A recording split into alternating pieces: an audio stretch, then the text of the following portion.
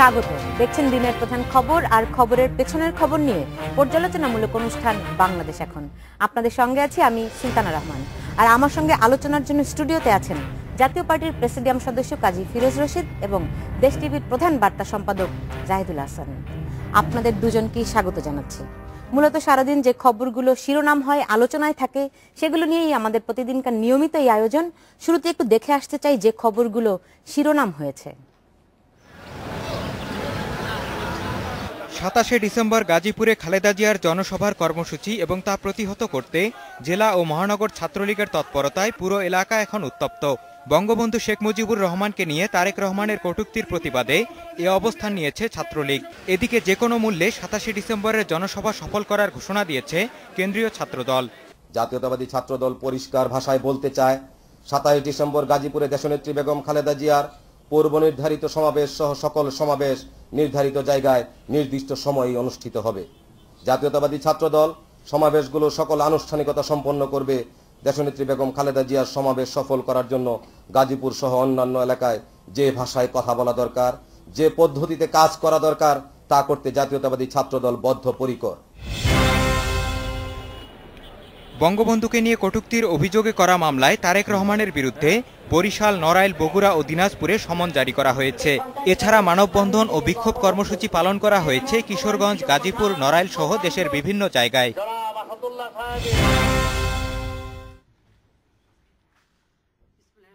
অপরাধী যে দলেরই হোক কঠোর হাতে দমন করার নির্দেশ দিয়েছেন প্রধানমন্ত্রী শেখ হাসিনা।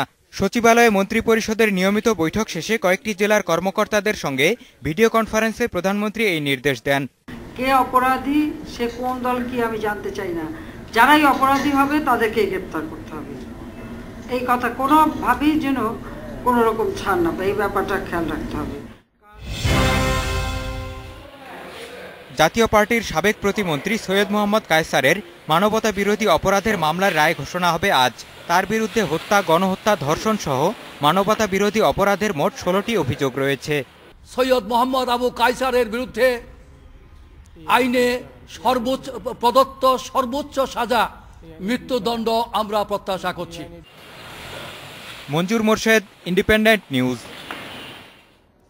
দেখছিলেন সারাদিনের খবরগুলো। হঠাৎ করে একটু রাজনীতি চলে আসছে নাকি?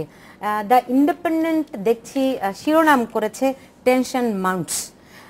আপনার 27 তারিখ খালেদা জিয়া গাজীপুরে যে সমাবেশের কর্মসূচি ঘোষণা করা আছে, তার ভিত্তিতে আজকে গতকাল ছাত্রলীগ বিএনপির চেয়ারপারসনের যে কোনো সমাবেশ আসলে প্রতিহত করার ঘোষণা দিয়েছে, যাতে এবং তারা দাবি করেছে যে তারেক রহমানের বক্তব্য প্রত্যাহার করে নিতে হবে অথবা তার বিরুদ্ধে শাস্তিমূলক ব্যবস্থা নিতে হবে। এই রাজনৈতিক হঠাৎ করে এই রাজনৈতিক এই পরিস্থিতির কি কোনো আবশ্যিকতা ছিল? জনাব কাজী ফিরোজ রশিদ। ধন্যবাদ। আসলে রাজনীতি যখন উত্তপ্ত হয় হঠাৎ করেই হয়। কাল বৈশাখী ঝড় যখন আসে মাত্র কয়েক মিনিটে বা কয়েক সেকেন্ডের মধ্যে কিন্তু হঠাৎ করে চলে আসে। আপনি লক্ষ্য করবেন যে 67-এর শেষ দিক দিয়ে 68-এর শেষ দিক দিয়ে আমরা কারাগারে ছিলাম। তো হঠাৎ করে পাকিস্তানের 10 পয়সা বাস ভাড়া বাড়িয়ে দিল লাহোর থেকে লাহোর ইউনিভার্সিটি নিউ ক্যাম্পাস পর্যন্ত, পাঞ্জাব ইউনিভার্সিটি নিউ ক্যাম্পাস পর্যন্ত 10 পয়সা বাস ভাড়া। আপনার মনে থাকবে এই 10 পয়সার জন্য লাহোর ইউনিভার্সিটি, পাঞ্জাব ইউনিভার্সিটির ছাত্রছাত্রীরা আন্দোলন করলো। সে আন্দোলনকে একটা সমর্থন দিল ছোট্ট করে ঢাকা বিশ্ববিদ্যালয়ের ছাত্র সংসদ। দুই দেশের ছাত্ররা পূর্ব পশ্চিম এক হয়ে গেল, ওখানে আন্দোলন শুরু হলো সামান্য একটা ব্যাপারে। এবং সেই আন্দোলন পরে এত বড় আন্দোলন 69-এর মুভমেন্ট, যেটা আগরতলা মামলা থেকে বঙ্গবন্ধু বেরিয়ে গেলেন, আমরা জেল থেকে বেরিয়ে গেলাম। তা আন্দোলন কখন কিভাবে হবে? তবে এটা হচ্ছে কি, একদমই শীতের একটু একটু শীত পড়তেছে। এখন ডিসেম্বর মাস শেষ হয়ে গেল, জানুয়ারি ফেব্রুয়ারি 2 মাস, এরপর তো আন্দোলন হবে না। অতএব এখন পরীক্ষা শেষ, আন্দোলনের মাসই হচ্ছে 2-3 মাস, উত্তপ্ত করে হওয়া স্বাভাবিক। এখন এটা খুব একটা ভয়ের কোনো কারণ নাই, কারণ ছাত্রলীগ প্রতিহত করতে চেয়েছে। তাদেরকে আজকে জগন্নাথ বিশ্ববিদ্যালয়ে একটা মিটিং ছিল, তারা ওই ভাষায় বলল যে আমাদের জাতির নেতা যার নেতৃত্বে এই দেশ স্বাধীন হয়েছে, বঙ্গবন্ধু শেখ মুজিবকে তারা যেভাবে কটাক্ষ করছে, তারেক রহমান সাহেবের মতন একজন ব্যক্তি বা একজন নেতা, বিএনপি শীর্ষ নেতা, এখান থেকে কিন্তু ওনার বেগম খালেদা জিয়া এটার সম্পর্কে কিছু বলতে পারতেন। না, তারেক রহমান তো এর আগেও বঙ্গবন্ধুকে নিয়ে কটূক্তি করেছেন, তখন তো এই পরিস্থিতি আসলে তারা করেনি, তারা তো বলেনি যে কোনো সভা সমাবেশ করতে পারবে না কিংবা তারেক রহমানকে ক্ষমা চাইতে হবে, কিন্তু তারেক রহমানকে ক্ষমা চাইতে হবে এরকম কথাও কিন্তু তারা বলেনি।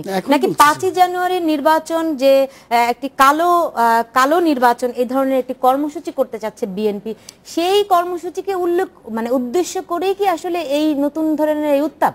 জাহিদুল হাসান, দেখেন, আমি এটাকে দেখি, আমি অবাক হই না যখন এই আজকে ছাত্রলীগ যে ঘোষণা দিল, এতে অবাক হওয়ার কিছু নাই। কারণ হলো আপনার এই ধরনের পরিস্থিতি যে হবে এটা আমরা মোটামুটি আগে থেকেই ধারণা করছিলাম। এটা আজ না হোক কাল বা পরশু এটা হতো।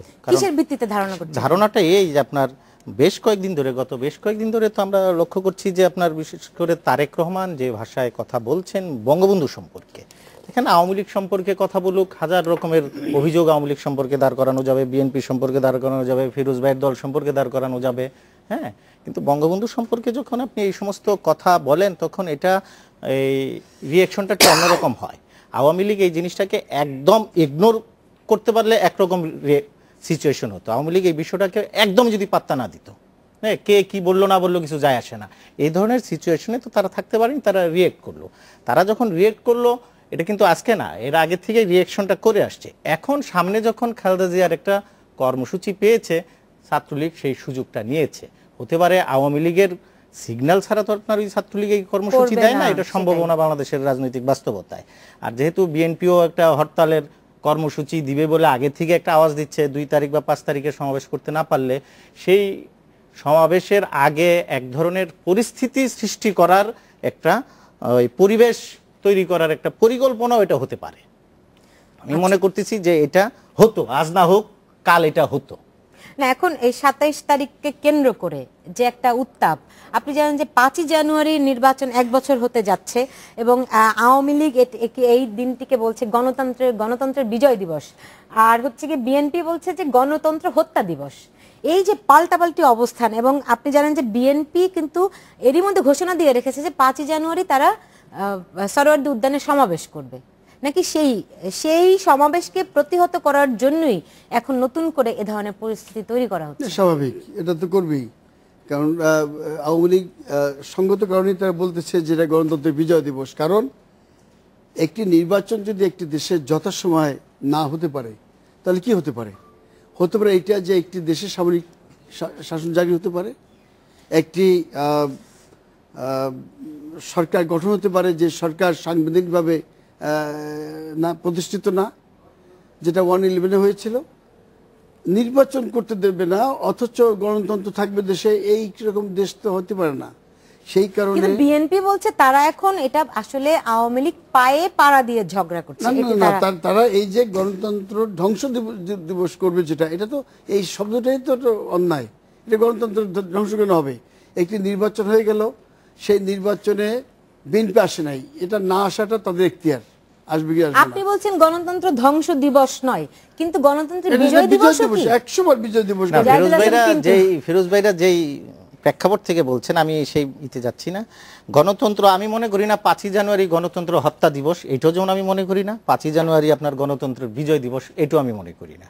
5ই জানুয়ারি হ্যাঁ সাংবিধানিক সরকারের ধারাবাহিকতা রক্ষার জন্য 5ই জানুয়ারি নির্বাচনটা দরকার ছিল, হ্যাঁ, এটা যেই করেই হোক। কিন্তু 5ই জানুয়ারির নির্বাচনের পরে গণতন্ত্রকে যদি আপনি স্থায়ী রূপ দিতে চান, গণতন্ত্র প্রাতিষ্ঠানিক রূপ দিতে চান, তাহলে 5ই জানুয়ারির পরে দরকার ছিল একটা অংশগ্রহণমূলক নির্বাচন। সেটা 5ই জানুয়ারির কতদিন পরে সেটা নিয়ে ডিবেট হতে পারে।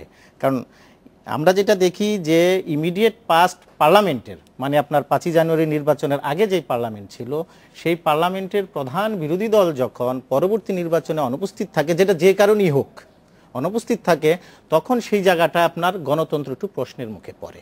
আপনি আইনগতভাবে 5ই জানুয়ারি নির্বাচনকে বৈধ বলতে হবে, আপনি বয়ানি বলার কোনো স্কোপ নাই, কিন্তু নীতির বিষয় বা নৈতিক প্রশ্ন আপনি তুলতে পারেন, এটা অবৈধ না। কিন্তু সেই রকম কোনো আলোচনার সুযোগও তো আসলে সরকারের পক্ষ থেকে আর রাখা হয় নাই। না, সরকার কিন্তু তখন বলেছিল যে এটা একটা আপনার বিশেষ পরিস্থিতিতে ওই সাংবিধানিক ধারাবাহিকতা রক্ষা নির্বাচন, হ্যাঁ, সেই জায়গাটা থেকে সরে এসেছে। সেই জায়গাটাতে সরে আসার পর না, এটা খুবই স্বাভাবিক। এখন ফিরোজ ভাইরা অপোজিশনে আছেন, হ্যাঁ, আওয়ামী লীগ সরকার ক্ষমতাসীন আছে, হ্যাঁ, সবাইকে নিয়ে একটা সরকার গঠন করেছে। এই সরকার যদি চালাতে পারে 5 বছর, তাহলে সমস্যা কি? যদি ভালো করে চালাতে পারে। কিন্তু এখন দেখা যাচ্ছে যে বিএনপি বা প্রধান বড় দলটা যখন আসে নাই, সেই দল যে নির্বাচনে আসে নাই, না আসার যুক্তিসঙ্গত কারণও তারা দাঁড় করাতে পারছে না, বা সরকারকে যে আপনার এই ক্ষমতা থেকে সরিয়ে একটা নির্বাচনের পথে নিয়ে যাবে সেই জায়গাও যেতে পারছে না। কিন্তু তাই বলে আপনি একটি বড় রাজনৈতিক দলকে সভা সমাবেশ করতে দিবেন না, সেটা কিন্তু আলাদা প্রশ্ন। এই প্রশ্নের জবাব নিয়ে ফিরবো, তার আগে নিচ্ছে মাত্র 40 সেকেন্ডের একটি বিরতি।